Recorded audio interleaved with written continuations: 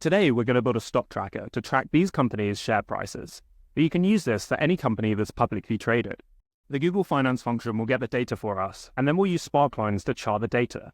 We'll use one to track the price in purchase, and one to look at the price over the last 30 days.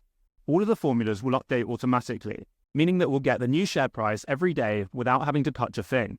And to do this, we only need two pieces of information. First, we need to know what stock exchange the stock is listed on. Disney is traded on the New York Stock Exchange, so we just add NYSE, and then we just need the ticker symbol, which in Disney's case is DIS, D-I-S. And that's all we need to find the share price of Disney. But we want to create a formula that we can drag to populate the rest of column D, so I'm going to put the exchange and ticker in columns B and C.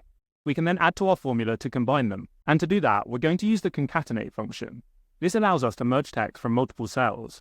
In our case, we need to combine them and add a colon in the middle. So we can use the cell reference B2 as the first parameter, followed by a colon enclosed in quotes, and Disney's ticker symbol for the third and final parameter. And we get the same result. Now that's set up, we can add the rest of the exchanges and ticker symbols as a list. And when we've added them all, we can simply drag the formula to get their price. And it may take a second to load, but now we have the 10 stock prices that we were looking for.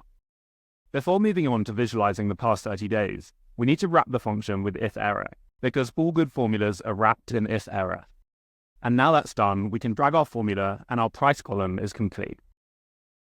Now we can move on to creating a Sparkline with the last 30 days of price data. And to do that, we're going to copy and adjust our price formula. The Google Finance function has optional parameters for the start and end date that we did not use in the previous formula.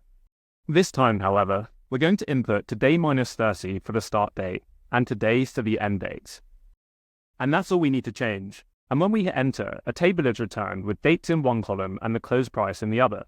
But we only want the close price. So we're going to use the index function to filter out the dates. And we can use our Google Finance function as our reference. And we can leave the row parameter blank and enter 2 for the column number, as we just want the second column. And with only prices now being returned, we can finally use the Sparkline function, a function that creates a miniature chart contained within a single cell. Now when we hit enter for this, it doesn't look as good as it could, but don't worry, we can give the formula a few more details about how we'd like it to look. First, we can specify the chart type. Within Sparkline, there are 4 types of chart you can create: line, bar, column, and win-loss. And for this chart, we want it to be a column chart, as that will enable us to quickly see how the stock price has changed over the last 30 days, so we can just set the chart type to column. And for the time being, we're going to set the color to green. But we'll come back to this so that the chart changes color based on how the stock is performing. And as we drag the formula down, we create charts that give a quick overview of how the stock price has changed over the last 30 days.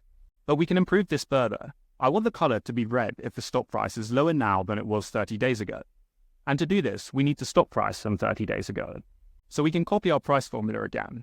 And this time, we want to adjust the date to today minus 30. Now, comparing today's price to the price 30 days ago may not be the best way to look for a trend. It may be better to see whether the price today is higher than the average of the previous 29. But this is just to show you an example of how it works. Now this time, the Google Finance function returned 2 columns, one for the price and one for the date, which it didn't do when we just got today's price. So we're going to need to filter again using the index function. So we just enter 2 for the row and 2 for the column. Next, we want the color to be red if the price is lower now than it was before, and green if it's higher now. For this, we can write a simple if statement that says if the current price minus the previous price is greater than 0, we want the chart to be green. And if it's less than 0, we want the chart to be red. So we can finish off the if statement and then copy the option we made before. We're just going to adjust the color to red, so that if the price now is lower than before, the chart color is set to red. And here we can see that Disney's price today was lower than 30 days ago, so the Sparkline is red. I'm going to make sure that the formula has been copied down in column F before dragging the Sparkline function. And when I do that, we can see that 3 of the companies in the list have a lower share price today than they had 30 days ago. But looking at 30 days is fairly arbitrary. Let's say that I bought these shares on a specific day, and we want to visualize how they've performed since. We're going to use Sparkline again, but we're going to use them slightly differently this time. So we're going to create a new column for this chart, and we're going to title it Since Purchase. We're going to use our previous Sparkline as a starting point. And the first thing we're going to do is adjust the start date to the date purchase, because we want to look at the price since the day we theoretically bought them. And when we hit enter, we can see our column chart, but the columns are super thin, and it's difficult to see what's going on.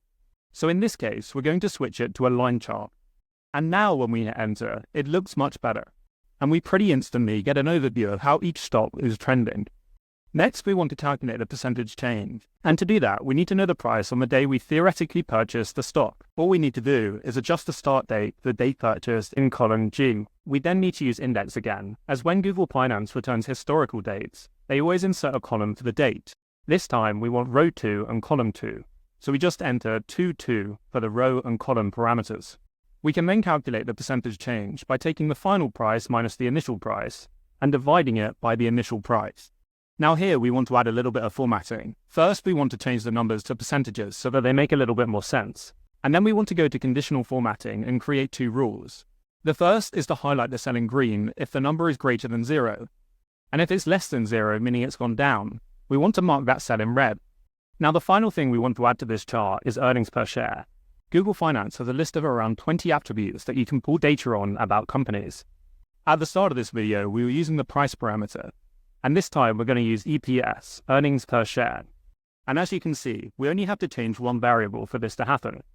We can drag that formula and our stock tracker is complete. But as I said, there's a huge number of other attributes that you may want to pull in. So I've linked this sheet down below so you can play around with it yourself. Thank you for watching this video, and I'll see you in the next one.